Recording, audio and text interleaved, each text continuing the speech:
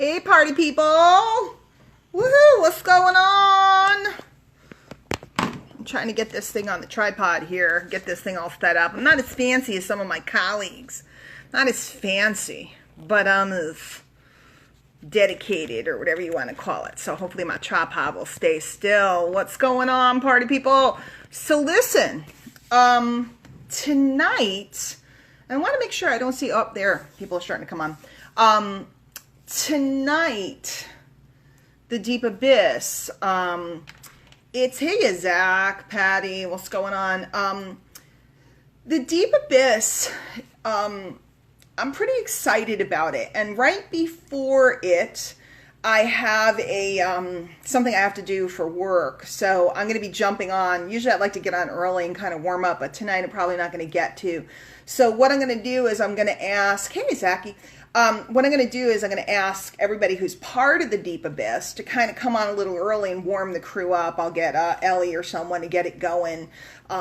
If you are part of the Deep Abyss, you know, we get on, we screw around, we get our energy out. Hello, Baxter. Much love to you. Buenos dias, Val. So if you're part of the Deep Abyss and you're around at a quarter of, jump on and warm up with the crowd for me. And I'll be on right at 9 o'clock tonight. Usually I get on a little early. And we'll probably start a couple of minutes late. But I'm really looking forward to it. So what do you guys think? What are you on the brink of? What are you on the brink of? What are you really close to? And have you, hey Antonio, have you hesitated? I mean, am I on point or am I off when I say, and again, I'm referring to the wake up call. I'm assuming most of you guys heard it. Thank you, Gail. Thank you. I think that we get so close. We get right on the cusp. We get right to the brink. Juliana, I encourage you. Juliana says, I'm on the brink of greatness. And I love that. I encourage you to get more specific because it's easier for us to define.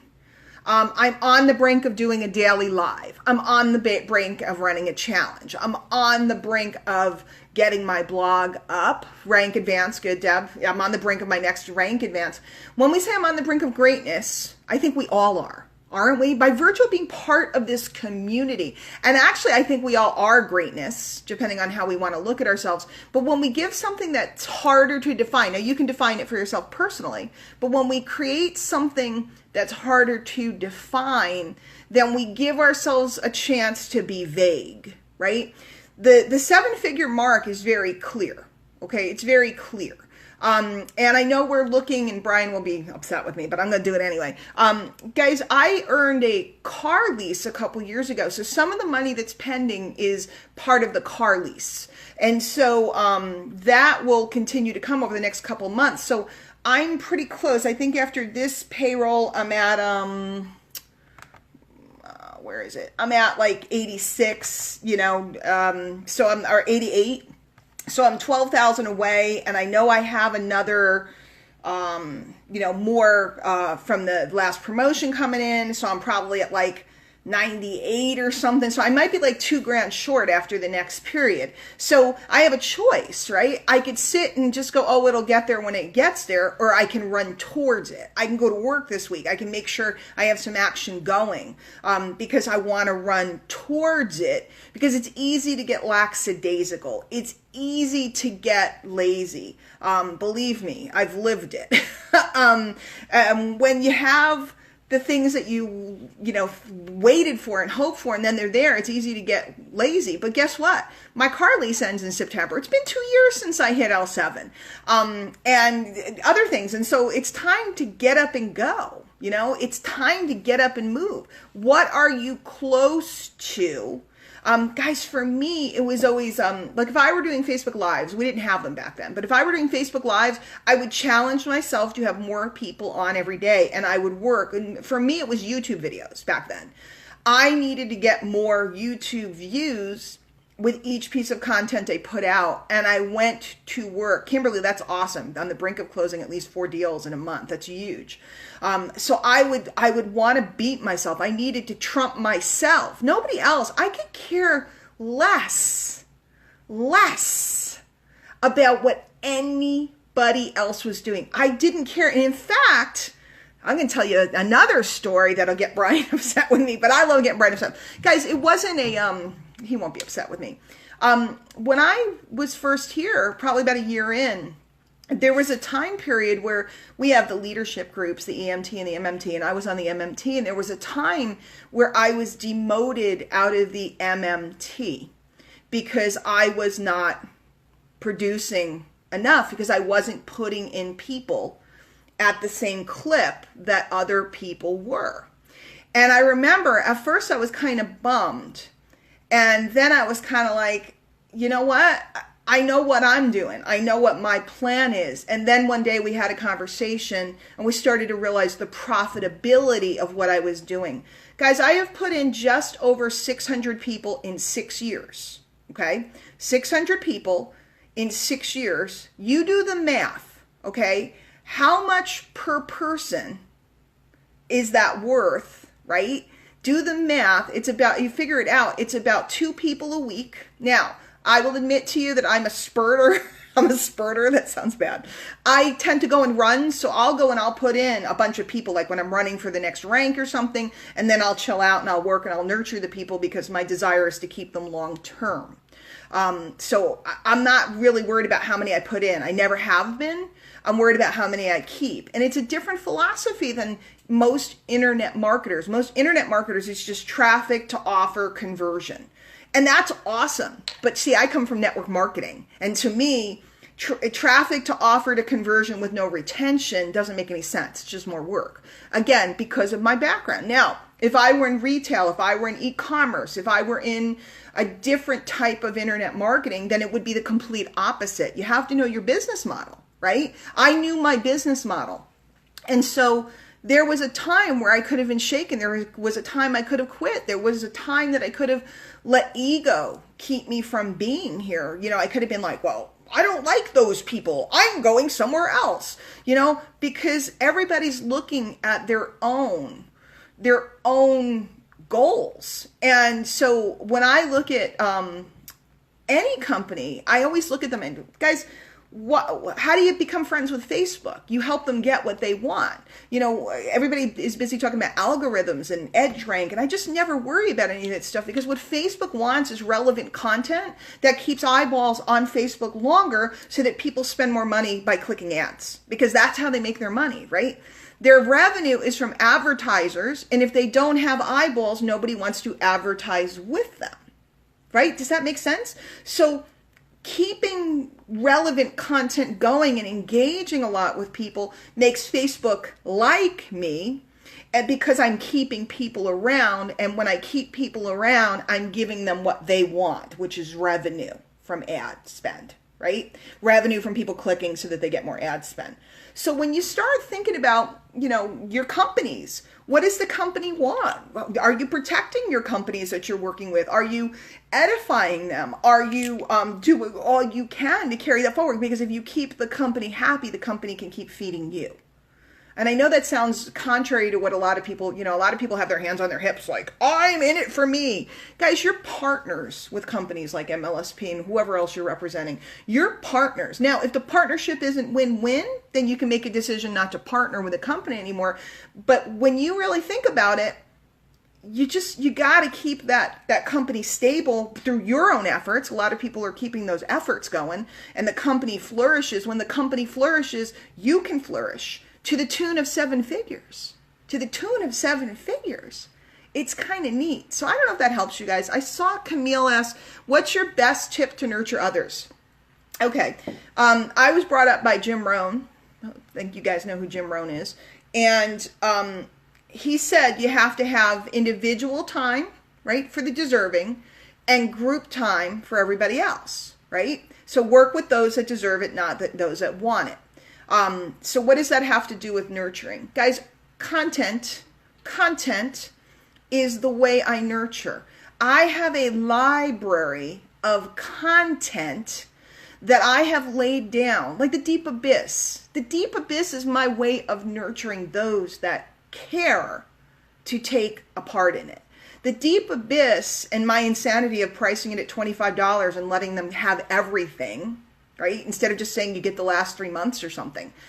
It's my way of nurturing. Now, can I force someone to come to the deep abyss? No. Do I even try to entice people and be slick about it? Absolutely not, because I know what value's in it. Your content that you put in the different mediums, your content on your blog, your content, if you do a podcast, if you do Facebook Lives, whatever that might be, and maybe you rip the Facebook Lives off Facebook and publish them elsewhere so that people can get at them. My library is the way that I nurture people, and then periodically somebody rises up and I can tell they've been through my content and I am obligated to assist them. I actually crashed a Facebook Live with one of our MLSP members last night because he, before I knew him, had studied content I put out, and I knew he was listening by the things he was saying. I'm obligated to serve him. So I don't know if that makes any sense, but you nurture the group and then see who rises up. I'm looking for people that are looking for me. So I'm seeing who consumed the breadcrumbs that I put out. Now, for you guys here, just in the back office alone, right? You have so much. Biggest problem I see at MLSP. Biggest problem I see. I talk to people every day. People reach out to me, say hi. They have not gone through the training.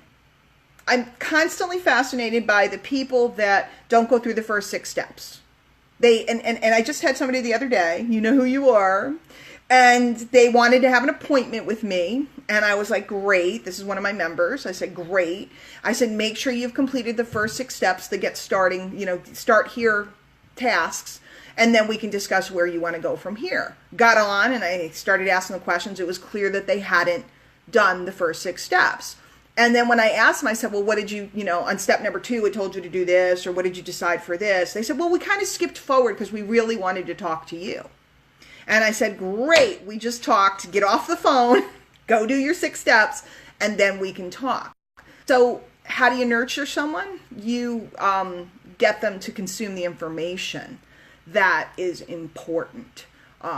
And here at My Lead System Pro, your Getting Started training is the whole foundation. If you don't consume it and you don't go see Keisha on Monday night for the new member orientation, then there's not so much that anybody could do to nurture anybody. Out in the marketplace, content. I think it's my legacy. I lay it down like it's my legacy. Most people are, they don't see the importance of the content. Guys, we have done a webinar every Wednesday for 10 years, except for, like holidays, if Christmas fell on Wednesday or something like that, okay? 10 years. Do you think that around here we take content seriously? 10 years, every Wednesday, we didn't go, let's take this week off, or forget about it, or we're not going to do it. When Brian goes away, somebody else covers it.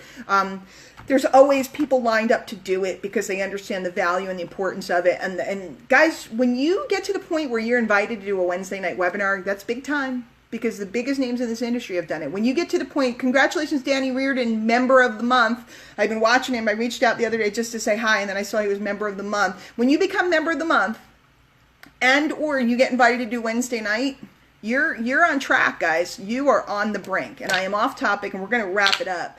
But hello, Daz. Good afternoon to you. It is afternoon over there, almost evening. It's getting late. Guys, what are you on the brink of?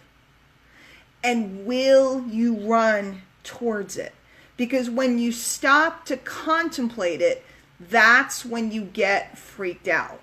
When you stop and think and question and all that stuff, that's when you stand still and you get freaked out. When you get close, run. And you'll cross the finish line. And imagine yourself like you're in the Olympics. It's like Chariots of Fire or whatever it's called. Da-da-da-da-da-da. Slow motion. And you're running and the sweat's dripping down you. And you are so close. And there was a story I wanted to tell today, and I remembered I didn't tell it. I'll have to do it on the next wake-up call.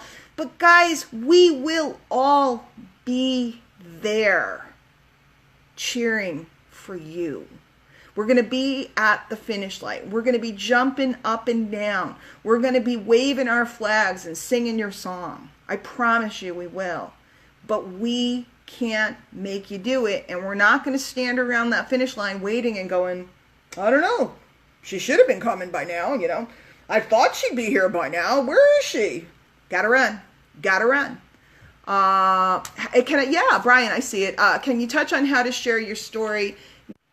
Oh, am I back? Because it went away for a minute. Okay. This is a longer training than we can do in the next minute or so, and maybe we can do this on a Wednesday night. Your story, you guys might want to write this down because it's not going to make sense. I'm going to create a little cognitive dissonance in your head for a minute because you're going to go, that doesn't make sense, and then give me a minute to explain. Yeah, 60 seconds. Thanks, Brian. Your story is not about you. Your story is about the person who's listening.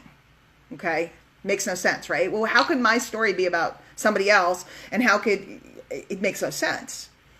When Brian told you my story earlier, I think maybe, I don't know if he did it when the recording started.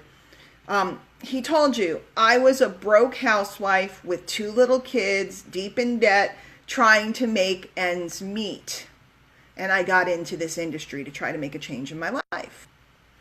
Let me ask you guys a question. That's my story, right? How many of you have been in one of those situations? Broke, in debt, got in this industry to make a difference, potentially wanted to be home with your kids. There's 80 some odd of us on at this particular moment. I know there's lots of people that will watch the replay.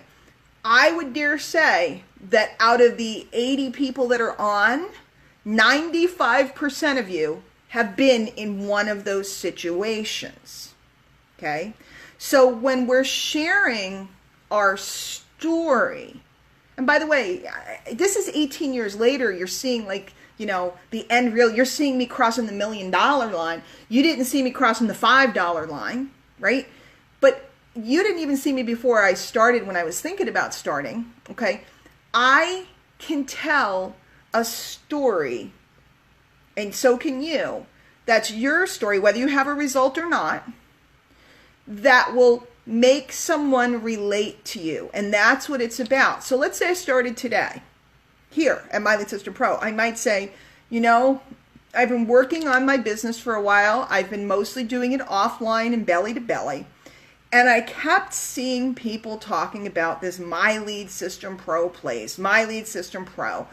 And I was watching and I thought, I don't know, it seems complicated. But then I decided, why not take a 10-day test drive? It's only $10. I can look around. I can get my $10 back. And when I got inside and I followed the first 6 steps, I instantly knew that this was my home. And this is something that not only I can do, but anybody can do to build themselves up and to build that list and that audience. So I'm really excited. Just getting started. I have my onboarding session on Friday. Okay. That's a story of 0 results. I didn't make any money yet. I didn't get anything yet. It's just me sharing where I was, how I felt, the hope I felt, and that I have an appointment. Because the story, again, is not about me. The story is about the prospect and why, and the things that they're feeling. So, how do you share your story effectively? You think about your prospects and what are the circumstances they're experiencing, and then share your experience in a way that will make them feel like she did it, I can do it too, or he did it, I can do it too, or he tried it, maybe I should try it too. So I don't know if that helps, but that is it. Ooh, Juliana, that was the story I wanted to tell today about the top of the mountain, reaching down. You know my stories. You must be in my content. I am now obligated to serve you because you've obviously been watching stuff. So you can, and by the way, guys, your story, you can share it anytime. You can insert it. You can have a little nugget, right? And you can have a long version. I could do 4 days on my story. I could do 3 seconds on my story because, again, it's not about me. I have no connection. It's not like I have to get something out. I have to wait. I have to tell you this thing. Nobody cares. What people care is, are you a pathway or a window to what they're looking for? So hopefully that makes a little bit of sense. Are you a pathway or a window to what they're looking for? And again, don't make it about you, because when I first joined MLSP, I was brand new. I was on day one. I was brand new. I hadn't even been through the training. But what I knew was I was a vehicle that would get people in front of Brian and Norbert. I was a person that could introduce people to somebody who had an answer, even if I didn't have the whole answer. Now, I was an attraction marketing master, I dare say, before I got here, but I didn't use the tools. I was not technical. Not that you need to be technical. Now with Techie Tony, anybody can learn. Guys, we never had that before. Anybody can learn now that we have a specialist helping us with this stuff. But when you think about it, guys, I could join your MLM tomorrow. Let's get excited. Imagine I joined your MLM tomorrow. Don't send me an email. and you had a weight loss program. I haven't lost a damn ounce. But I could talk about why I joined and the hope I have about this particular product and tell some other people's stories. And my story is about being hopeful, and people will be hopeful with me. You guys get that? People, I don't need to lose 10 pounds in a deal on a product in order to share it with other people. What I need to share is my excitement, because they probably feel hopeless about weight and want to have excitement too. Please, guys, don't send me emails. I'm just using weight loss because it's a really common product line. Because I get that. You know, I sneeze on a webinar and I get 22 emails. Don't be doing that, guys. Tell stories. All right, Brian, that was more than 2 minutes. I think we've gone long enough today. I love you guys. We have tonight, thedeepabyss.com. If you're a member, go in your back office. It's under the store tab. I'm telling you, and I'm not going to beg you, and I'm not going to try to convince you, if somebody who has documented in front of you, and guys, you're only seeing a small little portion of my income. You're only seeing what happened here, okay? If somebody says to you, it's $25, and you can come and listen to this, and you get the recordings, and you can listen over and over and over to reprogram your mind on stuff, and you don't do it, there's nothing I can do. There's nothing I can do to convince you. Annette asked, what if you lose your excitement? Annette, go find it again. Go find it again. You know, what did you lose your excitement about? Was it something external from you? I find it hard to lose excitement about me. And that might sound very ego-based. That might sound like I'm full of myself. It's not. I got one shot. Guys, I did all of this to bring up my kids. My kids are turning 22 and 25. They're big. They don't need me anymore. I got one shot at this next, I'm turning 51 in 2 weeks, right? I got one shot at the next 25 years or so. You know, hopefully I'm healthy longer, but let's imagine that we're going to 76 where I'm really super, super mobile. If I'm lucky, it'll be longer. Right now, my mom is super mobile. My dad isn't. So I don't know which way fate will take me. But what I know is I have one shot at this time period. How can I not be excited about that? How can I not be excited about where I can go, what I can see, who I could become before I lay my head to rest? I'm not excited about, you know, vitamins. I mean, it's good. I'll sell and make a living. I'm not excited about websites, and right now I'm selling websites and classes and stuff, and it's good, and I'm helping people. It's wonderful. That's not what excites me.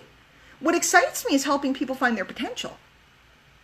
Isn't that cool? I mean, I get a chance to help people find their potential. So, if you're not excited about who you're aligned with, change who you're aligned with. If you're not excited about a product line, change your product line.